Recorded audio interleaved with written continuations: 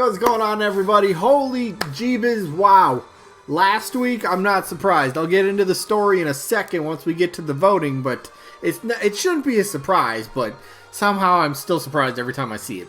I shouldn't be, but welcome to the channel, first of all. I'll get to my rambling there in a second, but if you haven't seen it before, 100 characters are put into a tournament each day on the channel. I upload one of the matches from this tournament, and then we just vote between one of the two characters in the matchup, and then each day we'll get results, and we'll figure out who wins and loses, and advances further into the winner's bracket, or just further into the tournament, I should say, and then ultimately we'll crown one, which will be the most voted, at least in this tournament, the most voted character to be in Smash Bros. So it should be fun, but there are rules other than, well, voting. Like, how do you vote? That's simple. So let me just put up the rules. And they're very simple. Rule 1, this is for fun. That means you can vote for whoever you want. If they're in the matchup, you can drop a vote for them. It's completely okay. I mean, why wouldn't you be able to vote for them? You know, who cares about where they currently stand, all right? I don't care if they're an assist trophy, a spirit, a Mii costume, a background stage hazard. I don't care. It doesn't matter. If you like them, you could vote for them. It's all good. But do remember, you only get one vote per person. I check when I tally up the votes. And let's see, but you can vote for both. You can vote for both characters, however. You can type the word both to vote for both characters. That is completely fine. And just like typing the word both, if you want to vote for one of the other characters, you know, just a single character, just type the name of that character in the comment section saying that you're voting for him. Pretty simple. Rest of the rules, though, double elimination tournament, meaning a character has to lose 2 times before being officially eliminated. Once we get to the results to determine the winner and loser of each individual match, we're going to flip a coin on camera to break any tie.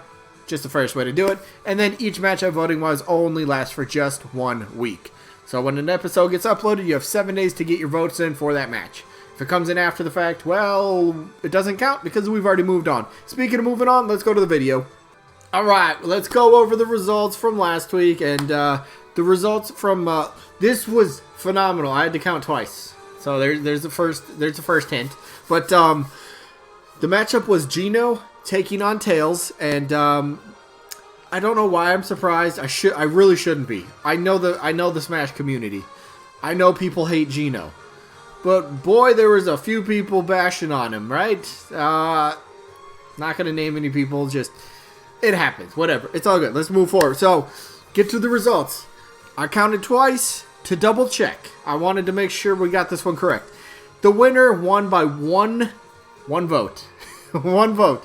The winner of the match happened to be Tails. Defeated Gino 51 votes to 50.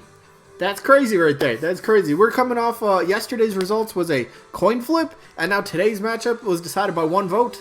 Woo-hoo-hoo. Dang. So that means 2 things. Congrats to Tails. Moves on into the at least for 1 more match he's got, because he's in the loser bracket, meaning he already has 1 loss. So 1 more and he's done, hence the double elimination rule. But that does mean Gino has now been officially eliminated. Sucks to see if you're a Gino fan, and there's quite a bit of people that aren't, but it's all good. Every character except 1 gets eliminated, so no big deal. Tails moves on, we're going to move on as well. So we are back in the winner's bracket today. We have our matchup of 2 females, right? Yes. We have Krystal from the Star Fox series, the assist trophy / spirit. Yes, that one. If you like her, you can vote for her. Completely fine. But she happens to be taking on Shantae. Yes, the spirit Shantae. You know that one? Look, there's so many things that could be said for both these characters. But we'll see how she... Let's see if Shantae's fan base shows up. I mean, they always show up. They always show up. I'm not doubting that. But maybe Krystal pulls off a surprise upset, right? Krystal defeated Lara Croft in her last match, so... That surprised quite a bit of people, but let's start things up. Let's go here, Krystal. So, first off, argument for both these characters, right? Depending on who the arms rep happens to be, if somehow Springman or Ribbon Girl or Min Min or Ninjara, I always forget the 5th one. Who's Twin? Is it Twintel? No, who's the other? There's 5 arms characters in Smash Bros that are either an assist trophy, Mii costume, or spirit. In some way. So if one of those 5 ends up becoming playable, some sort of fan rule is going to be broken, which is great because fan rules aren't actually a thing. It's just something that you you might hear and you want to believe. Look, there's fan rules out there that I look at and go, all right, it makes sense. But unless Nintendo or Sakurai comes out and states that themselves, I'll never 100% believe it. I might think it's legit, but anyway, back to the... So, if one of those arms drop happens to get upgraded to the playable status, does that open the door for potential other spirits, other assist trophies to get promoted? Now that will probably be the next argument. Oh, well, they did one, there's no way they're going to do two. We don't know. Stop making up fan rules to convince yourself of something, alright? Whatever. But, Krystal. Somebody asked me this the other day when I put up my top 50 characters. Krystal was not on my list, and somebody said that I've talked about Krystal and I like the character. I really do. But Krystal wasn't on my top 50 list, and why was that? Sadly, it just kind of happens that just over the course of, well, when she first got revealed in Star Fox Adventures, that she's, I mean, at the time she was kind of like somewhat towards the top of the character that I would love to see. I'd still like to see her in Smash, don't get me wrong. But just as the years went by, she kind of just kept sliding down the list. New characters kind of kept creeping in here and there, such as Shantae, you know, as an example. She's been slotted in the top 30-ish characters, top 26 characters, if I remember correctly. But the whole point is she's been sliding down the list, so she probably could have been 49 or 50, but if I had to give her an actual number, she's probably 51, 52, right about that. So she's top 100 characters I'd want, but the moveset potential has always been there. I don't think anyone can ever argue that. I mean, the staff itself is equipped with so many different moves, well, itself. Special attacks, Fire Blast. I mean, I think you can see some of these. Fire Blaster, neutral special. Ice Blaster. Ice Blaster, is that even the... That is the ice. Okay, I thought that's the wrong picture. Ice Blast, you could freeze your opponent. She does that with her assist trophy. We get a pretty good idea of how that actually works out, so that'd be cool. Rocket Boost, up special, great recovery. Ground Quake could be maybe a down special, maybe a down smash, you know. Come down and slam the staff on the ground, then you get the Quake Wave to... you know, cover quite a bit of distance. So it'd be kind of a really good ledge get-up, sort of not trapping, but a ledge get-up on your opponent if they're going to roll back. Catch them with that, send them flying, which would be kind of cool. It is a staff, after all. You can just bash your opponent with the staff as well. That's easy. It also has like a... what is that? Like a little aura type of deal that shields you from incoming projectile attacks. So maybe that could be the down special. Like I say the same stuff about it, but that's what it is. I mean, the staff is capable of so many different powers that it's kind of like, all right, there's so much potential in the moveset there. And plus, I mean, if we'll go talk about Brawl for a second, you know, back when Brawl came out or was first announced, Krystal was like a top 10 character that people were speculating on. Star Fox Adventures had come out on the GameCube. A lot of people were talking about it. Krystal got talked up quite a bit. Developed quite a bit big following, especially in Japan.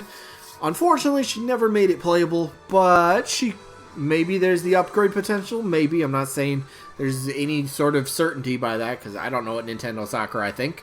They make up their own things, and then I just play whatever they present me, and I'm happy with it.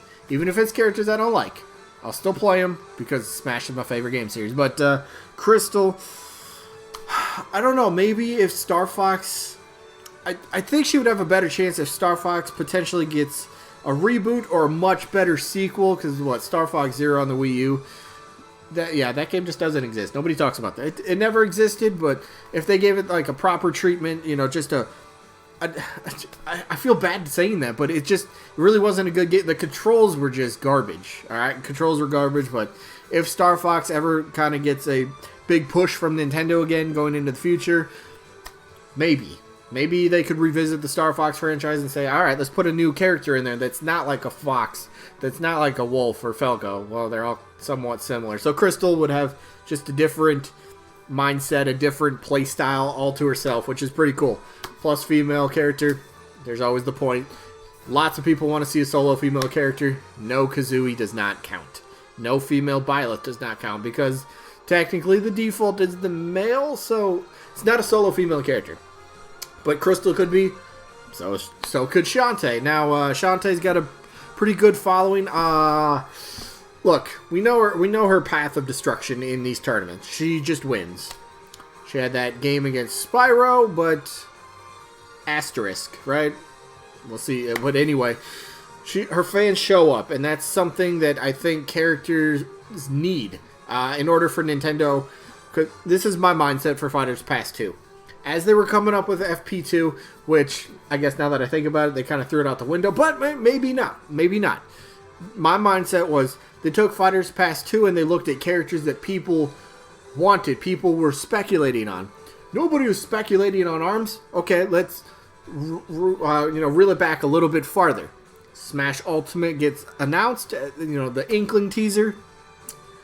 ARMS was a franchise. ARMS was just an ARMS character in general, was heavily speculated to be joining the roster. Maybe Nintendo said, alright, people thought they were going to join the base roster of the game, and, well, it ultimately didn't happen. So, maybe their mindset was, hey, it was speculated before, so the fans wanted to see it, so, okay, we'll put it in Smash Bros., whoever it happens to be, whether it's one of the 5 repped, or whether it's a brand new one. I don't know, Max Brass, Lola Pop, Dr. Coil, to name a few.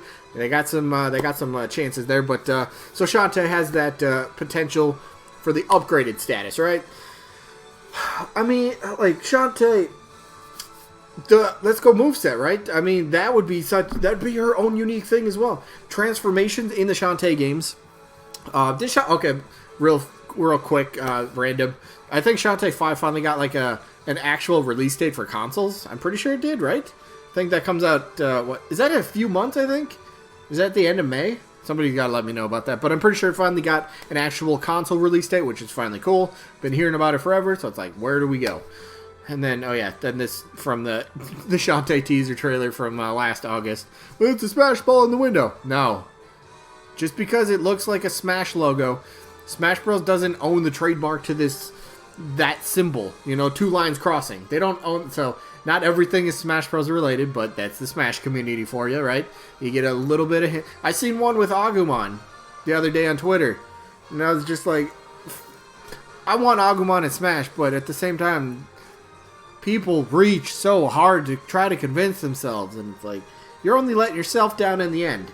But let's go back to Shantae. So, she's got a big following, which I think can help a character. If Nintendo's looking at who the characters that people were requesting or speculating on, Shantae could be in that conversation. Plus, like I said, female. I think I said that earlier, but be a solo female character. Be the first playable indie rep, which would be interesting. Shovel Knight didn't quite make it. He got the assist trophy, which is okay. It was kind of cool. He got that. He got put in Smash Bros, and that's always a big point. I hate that people overlook that. I hate that they overlook that. Yes, I know you want to see your character. You want to see Shovel Knight playable. You wanted to see Shantae. You wanted to see Sans playable. Well, we almost got the actual Sans. We got the Mii costume, which is cool. But my point is, these small indie developed studios, these small studios, are getting recognized in Smash Bros. The all-star gaming of games. They're getting recognized. They get more eyes on their franchise, more eyes on their IP. And in this case, Shantae. Now, I know a lot of people were disappointed she was a spirit. But you got to think how much that can help her case going forward.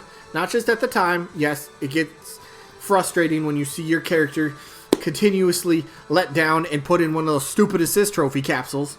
Or a spirit in this case. But you move on. You get used to it. It'll happen. But you just got to think, alright, they're being repped. They were at least in the mind of Nintendo at some point. So maybe going forward, look, Sakurai's always changed his mind. Sakurai's done so many different things. Said one thing and then the next game, nope, changed it. Ridley was too big for how long? But nope, Ridley's not too big, right? Everything can change. Spirits could get upgraded. We could get an upgraded playable character within the same Smash game. That'd be a first. Break a fan rule. Great. I'm tired of hearing that. But I didn't really talk too much about Shantae's chances. But the moveset, the playstyle would be transformations, which would be phenomenal, by the way. Don't have a character that really transforms into different things, and elephants, monkeys, harpies. Just there's so many different things, which would be kind of cool.